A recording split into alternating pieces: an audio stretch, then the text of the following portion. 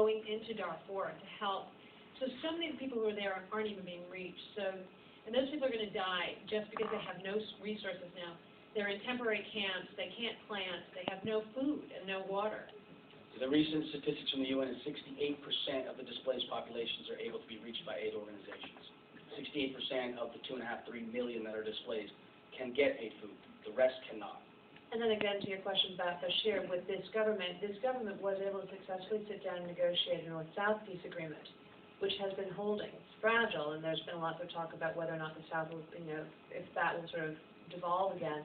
But yet it's possible to get Bashir to a negotiating table. It's much better to do that than to try to oust him in a coup or go in unilaterally to take him out. I mean, that won't necessarily. We have one more, but I want to ask I want to add one more thing to that. Once there is this peace treaty, once we get the government to agree, then that's where we can get the Darfur and the Southerners to unite and try to not have some type of military coup, because that's how Bashir got in power, and it's not so good. But to do something maybe along the lines of the Revolution. Or the Orange Revolution. I mean, these are things, peaceful change within the country can happen, and it's due to outside influence. Last one, and then I'll be on the street afterwards for any follow-up questions.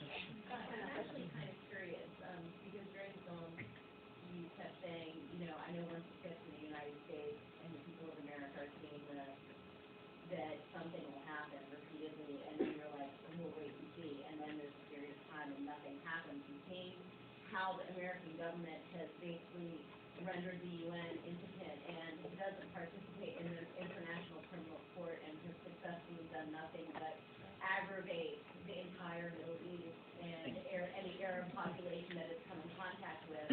I'm curious to know, like, as a military man, as someone who really loves his country, at this point, do you, A, see us really going in and doing something as a nation, or do you really feel that we need to, as a country, participate more with the UN and with the International Court, and would you, at this point, rather just go and continue to work with The Hague or try to continue to scream and yell in front of the current government? All right.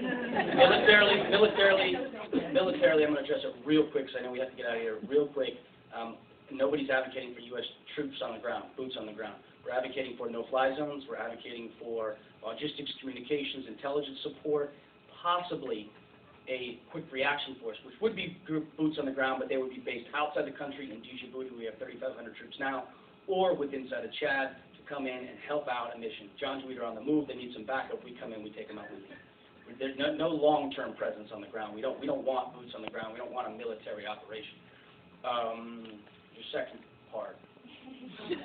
Exactly. Well, I was also thinking, the U.S. has had a complicated relationship with Sudan. There has been a trade of military intelligence. Osama bin Laden lived in Sudan for many years. There have been al-Qaeda training camps there. And again, there's basically a lot of information that the U.S. could be encouraged to, even though we're not signatory to the ICC, to share with the ICC, especially when sealed indictments start to be issued, ways in which we can help track individuals and pick them up.